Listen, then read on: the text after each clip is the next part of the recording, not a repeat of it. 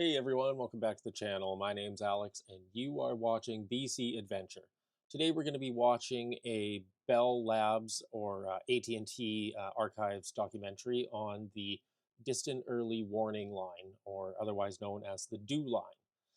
It was a missile detection system built to detect anything coming in from Russia. It was in collaboration with the American government, the Canadian government, and well, of course, Bell Labs. So this is a story about how the system was built in the Arctic in 2.5 years, 36 months. It's an amazing feat of engineering, and I'm excited to jump into it. So let's go ahead and watch.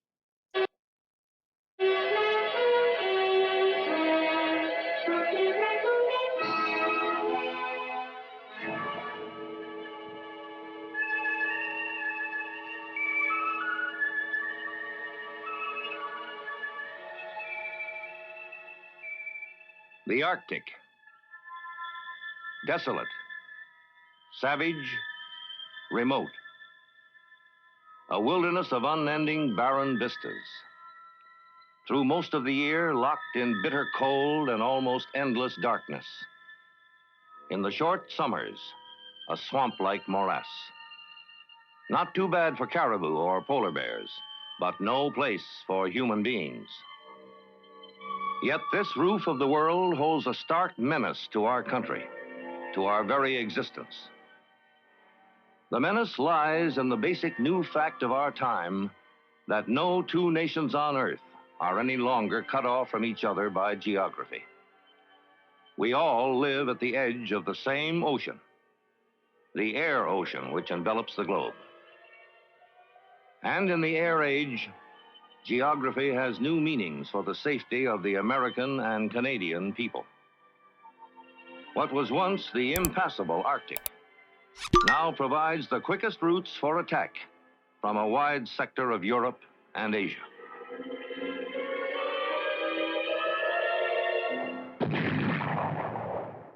Beset by the nightmare of this threat, the American government acted. With the advice of some of the country's best scientists, brought together at MIT's famed Lincoln laboratories, experimental installations like this one were built and tested in northern Alaska by the Western Electric Company. Guided by the successful tests, the nation's leaders decided on a tremendous undertaking. This was to build, with the cooperation of Canada, a radar early warning line north of the Arctic Circle. Starting at the northernmost tip of Alaska, it would stretch 3,000 miles across the continent to Baffin Island, opposite Greenland. Distant Early Warning Line, they named it. DEW line, it became. At the proposal to create such a line in that distant wilderness, old Arctic hands shook their heads in doubt. But the DEW line had to be built there. Men had to conquer that unknown frozen wasteland and transform it into a vital outpost of Western civilization. The United States Department of Defense faced a major question. To what organization should our country assign the DEW line mission? The answer was given by the Secretary of Defense in requesting the Bell system to take on the job under U.S. Air Force supervision. The Bell system, with its integrated planning, development, engineering, manufacturing, and logistic organization, is uniquely qualified to undertake this project, which is so vital to the safety of the country. The contract went to the Western Electric Company, the Bell Systems manufacturing and supply unit. An international headquarters was swiftly organized. A host of special consultants called in to help start work on a dozen fronts. Wherever it would help speed up the project, subcontracts were let. The contract called for the DEW line to be delivered within 32 months.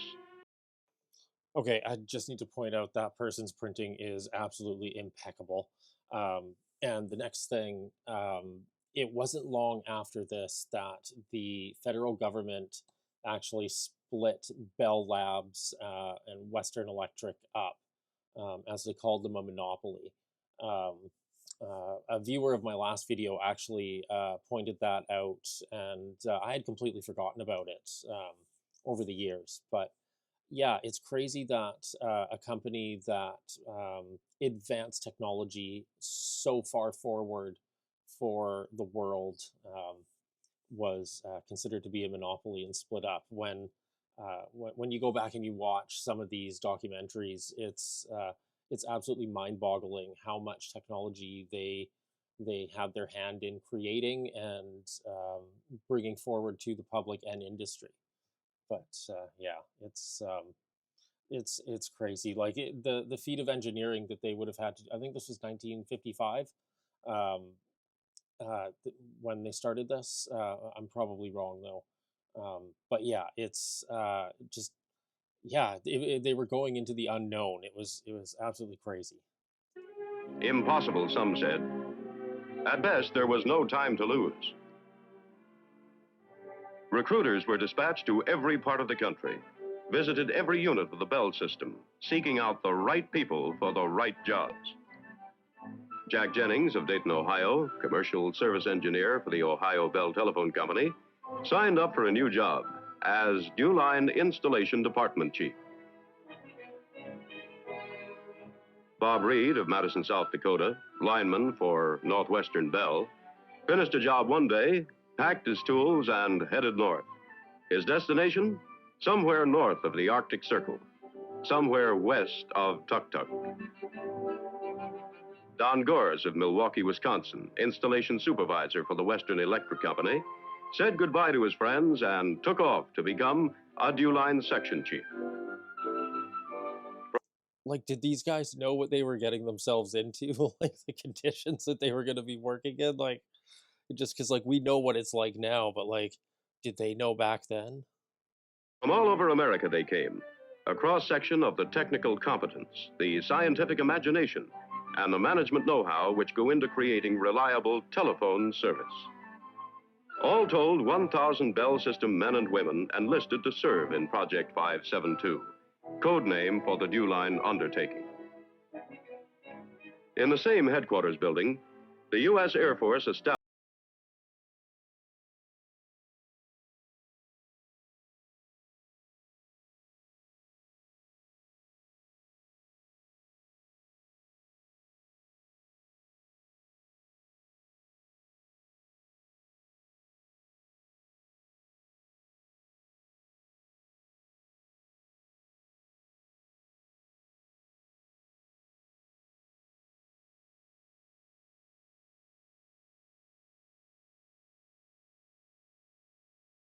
was February, the worst possible time of year to go to the Arctic. These were the Dewline pioneers, the sighting teams. They took off from snow-covered fields in the north with a few all-important tools and instruments and the bare necessities for living. They came down into the isolation of a pinpoint marked on a map.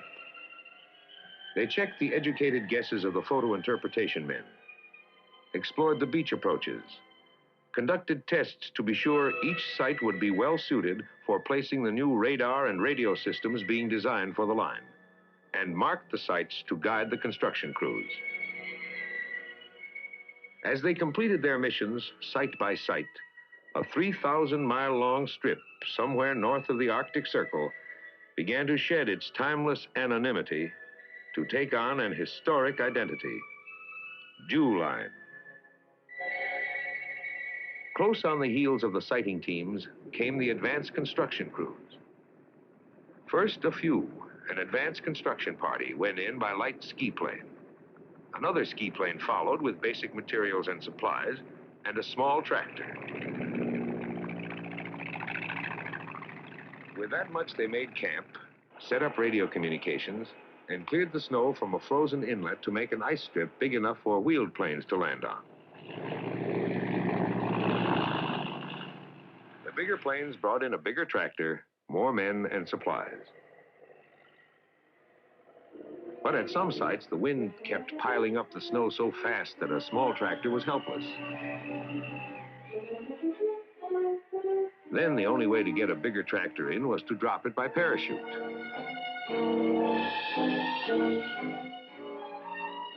The first time they tried, it didn't work.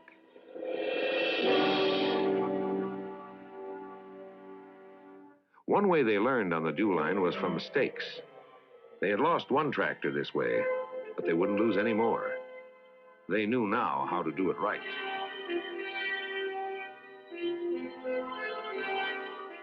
Finally, they had ice strips wide enough and long enough for the biggest cargo planes. The Air Force C-124 Globemasters made aviation history with those ice landings. They brought the construction crews what they had to have. The big machines that could dig and pile and handle and haul and could stay on top in the running battle with the drifting snows. And above all, that could work gravel. Digging and moving gravel is the start of just about everything in the Arctic. Without it, you can't build roads, permanent. Did they like have to airdrop all this stuff? Like, cause that's crazy. Yeah, yeah, that's that first excavator, or yeah, they're not excavator, tractor that they airdropped there. That thing was shattered in pieces. I'm sure the cold played a part in that too, making the metal a little bit more brittle. But I mean, I guess they drop tanks out of planes now. Airdrop those in. So yeah, oh, it's crazy to think about. It's all these big diggers and everything. It's well, I guess once they had the runways cleared for the bigger planes, but yeah, it's just it's crazy to think about this happening this long ago. Airstrips or building foundations. By early spring, stateside, the tremendous mobilizing task was in full swing. This was a teamwork job. Government and private enterprise, military and civilian, working closely together. There was teamwork, too, between nations. Throughout the project, the U.S. Air Force and the Royal Canadian Air Force maintained a cordial, productive liaison. Engineering problems had to be worked out quickly, decisions made on 10,001 vital details. The construction planners had to develop new techniques for building the dew line structures under Arctic conditions. At Bell Telephone Laboratories, the all-important electronic experimental work was nearly finished. As rapidly as possible after development work was finished, the actual manufacturing and assembly of the electronic equipment was pushed intensively. Procurement was another mammoth task. Every item that would be needed in the Arctic, from radar antennas to paper clips, had to be anticipated and ordered. More than 113,000 dew line purchase orders went out from Western Electric and its subcontractors to more than 4,600 different business enterprises located in every state of the Union, every province of Canada. A substantial number of these suppliers were small businesses employing less than 500 people. The job of transporting the material called for a plan continental in scope. It would include a West Coast sealift out of Long Beach and Seattle, another on the East Coast from Philadelphia and Halifax, and an inland barge lift down the Mackenzie River. Meanwhile, Canadian and American commercial aircraft of all types and sizes were bearing the full burden of supply for the early construction along the line. They flew. The amount of cooperation between Canada and America and all the companies involved must have been such a extraordinary feat in itself. It's crazy to think about. I'm sure that's something that could be pulled off quite easily today, but back then, without the interconnectivity that, say, we have today, I imagine it was probably monumental to pull something off like that. But by all odds was the greatest commercial airlift in history. Altogether, aircraft carried 30,000 tons of machinery and supplies to dew line sites before the ice landing strips softened in May and June of that first year. Nothing stopped the airlift. Planes were lost, and courageous men gave their lives. But the supply of the construction work went on.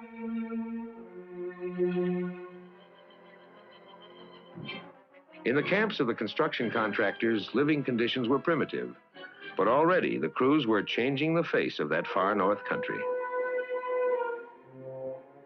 The Eskimos, too, were recruited, and they did a good job.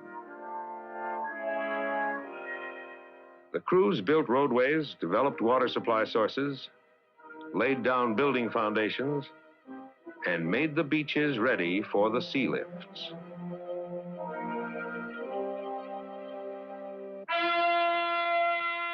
At the same time, to the appointed places of assembly for the sea lifts came the materials that would be the dew line, came the tools to build it. Every item was handled with dispatch, according to a plan carefully designed to put it in the right spot on the beach when it reached its dew line destination. Supplies of petroleum, oil, and lubricants built up acre on acre at Long Beach on the west coast, Philadelphia in the east. In June, they started loading on the west coast, the petroleum first. Then these ships went on to Seattle. At Seattle, they loaded for a solid month. At Halifax, loading for the East Coast sea lift continued for a month plus 10 days. The ships were operated by the Military Sea Transport Service of the United States Navy. On board would be soldiers of the U.S. Army Transportation Corps, intensively trained to handle the unloading of the ships and deliveries to the beaches. On the dew line, there would be no going down to the store for a loaf of bread or a package of nails or anything else. Everything had to be transported there, and you'd be hard put to name an item that wasn't stowed in these ships. The West Coast sea lift was to be in convoy. The slower ships left Seattle first, the others following a few days later.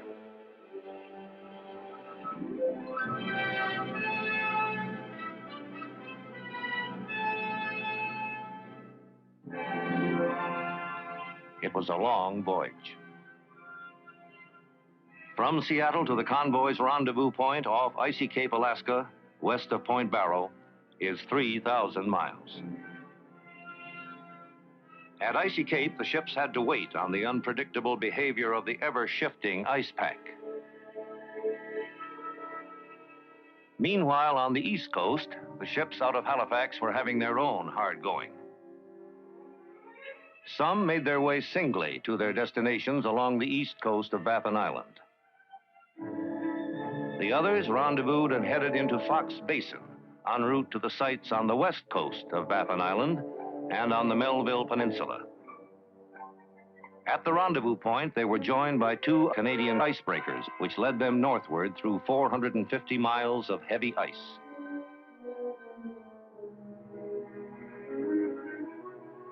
After 8 days of nervous going in the uncharted seas, 8 days of steady grinding with no advance at all on some days, the convoy made it to the Melville Peninsula. From here, an airlift would have to fly everything to other sites not accessible by water. Inland from a staging area at Edmonton, Alberta, material for some of the central sites was shipped by truck and rail to the river town of Waterways, where it was put on barges. The barges proceeded downriver for 300 miles.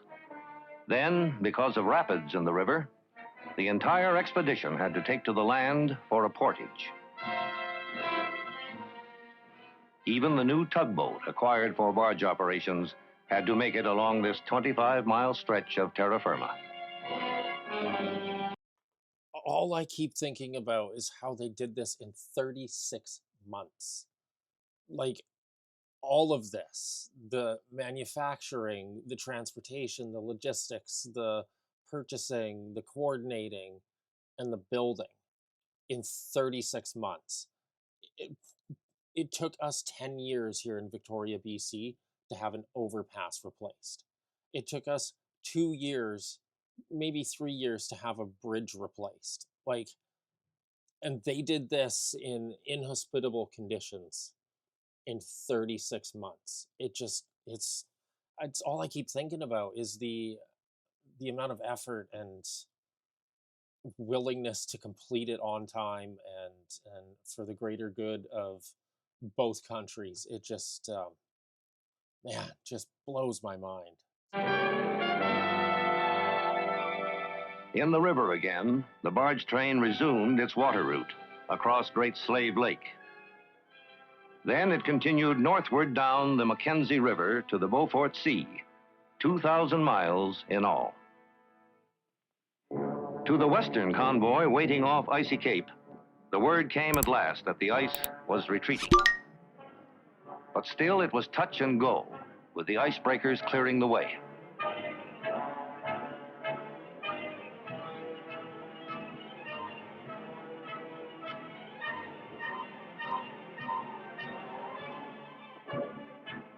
Some ships dashed to nearby destinations as the narrow corridor was opened up. Others pushed through to reach more sites spotted for 1,200 miles further to the east. At many sites, the ships had to unload in desperate haste, for a shift in the wind could bring the ice back into shore overnight.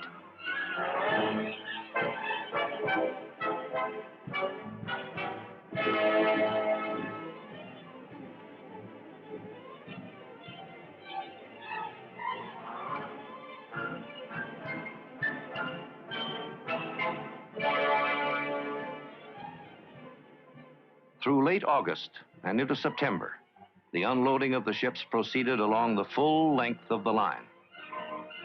Every item carefully logged in and stored according to plan. Now to build with the material brought by the ships in a race against the approaching winter.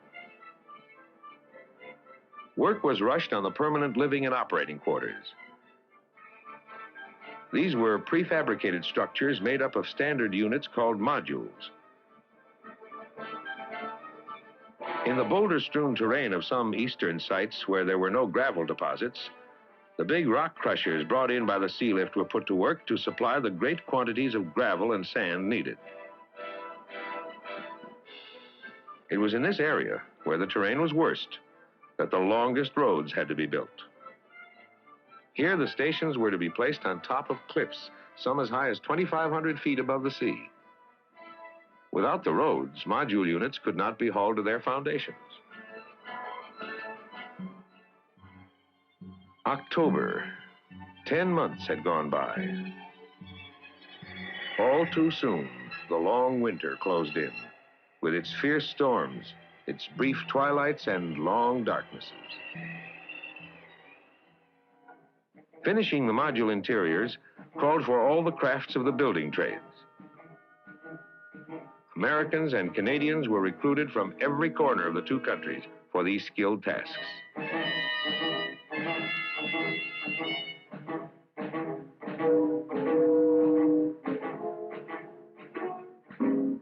The module concept solved the problem of providing shelter on the dew line that would be adequate, comfortable, and safe, and could take it from the savage elements.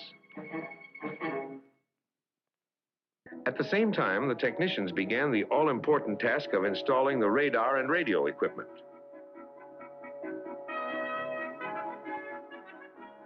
The wiring of these systems was extremely complex, but experience and careful training paid off. They were ready now to install the radar control consoles, being flown up by the Air Force from a Western Electric plant in North Carolina. But some sites had no landing strips for the big cargo planes. To these, a helicopter had to shuttle in the 1.5-ton crates containing the consoles.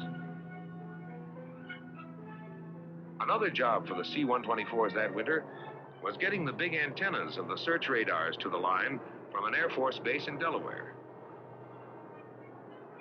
The delicate matched parts of each antenna were packed in 17 crates, especially designed in assorted shapes and sizes to fit into 2 C-124s. With the installation of the control consoles, The inside electronic work was well underway. The stations were still locked in the grip of the second dew-line winter, but the crews could not wait longer to start on the steel tower work. They blasted holes for the foundations out of the frozen earth. They mixed concrete and heated tents.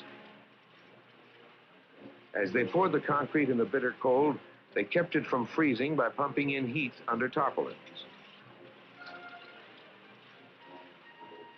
With the foundations in, the tower work went steadily forward.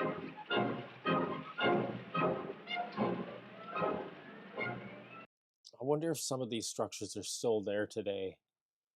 I imagine because it's the Arctic, they probably had to take them down once they were no longer in use, but I should look into that. June of the second year. 18 months gone, 14 to go. Summer in the Arctic brings a bloom of wildflowers, and temperature sometimes as high as 60 degrees. More often, the temperature stayed near freezing, but the wind subsided much of the time. Then it was good weather for erecting the search radar antennas.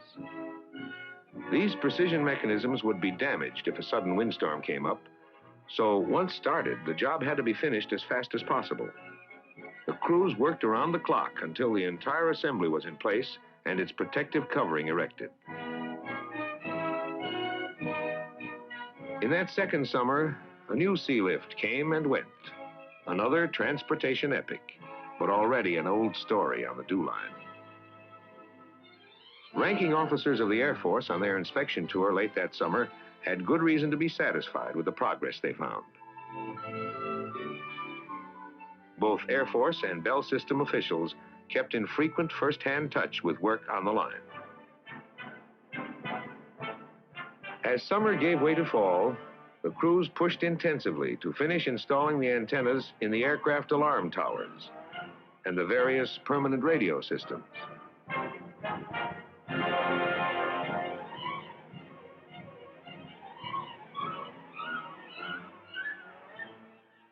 When the radio antennas were up, the stations of the line would be able to communicate with each other more dependably, and the line could communicate with the air defense control centers far to the south. With permanent strips completed at most of the sites, the airlift was giving full year-round service to virtually the entire line. Some of those new permanent airstrips in the rugged eastern terrain were pretty, well, rugged.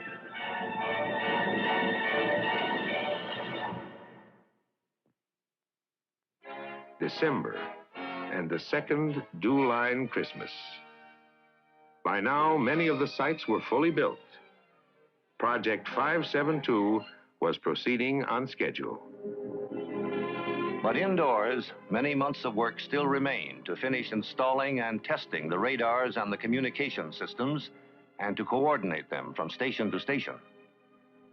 Here in the modules which housed this equipment was the heart of each dew line station. On the performance of the electronic equipment, the success of the whole vast undertaking would stand or fall. The work went on, and once more the Arctic winter closed in.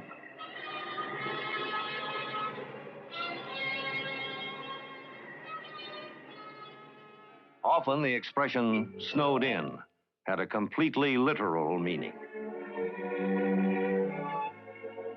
But nature in the Arctic no longer seemed so savage, for life on the dew line had become pretty civilized. Your quarters were a pleasant room which had quite a few of the comforts of home. Your shift was one of 3 that kept the radar and communication systems continually manned. You worked through the morning and broke for a good lunch. Then back to work. On off time, there were various sports to help you keep fit. Spring baseball practice started early. While you were working up an appetite, the chef would be doing something about it.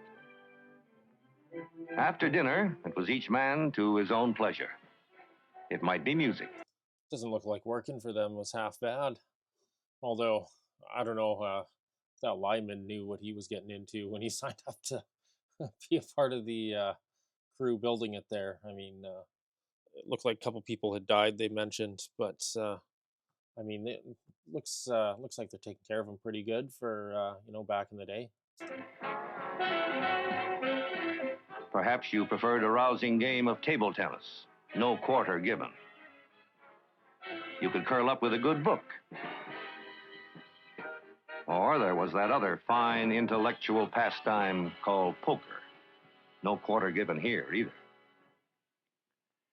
But always and mainly there was the work, the continuous testing, the precise calibrating of the electronic equipment so radically new in many respects.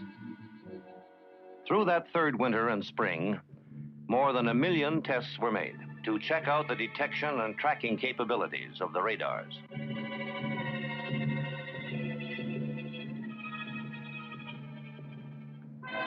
July 31st of the 32nd month since the job began.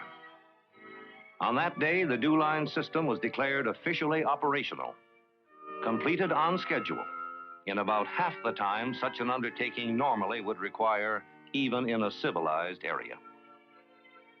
Henceforth, the Canadian and American people would have a distant early warning line guarding them against attack from the north. But the building of the DuLine has done more than provide a vital warning system. It has conquered the far northern wilderness. This remote part of the world may now be put to whatever purposes men wish. The DuLine stations may, in time, be further equipped, taking advantage of new technological advances and meeting new military threats. But perhaps the true historical role of the DuLine will prove to be the opening up for peaceful and productive purposes of a vast new frontier above the Arctic Circle, the untapped resources of which we have as yet barely glimpsed.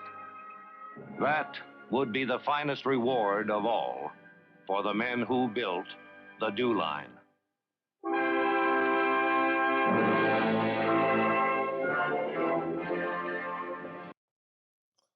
Wow, that was pretty cool.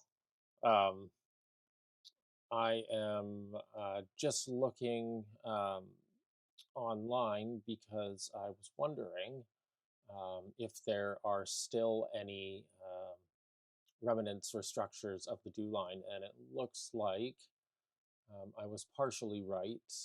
So there are some structures and remnants left, but there is a decommissioning and cleanup. Department of National Defense will involve the cleanup project. Many of the Canadian sites to address environmental concerns. So, future unclear for. Oh, what do we have here?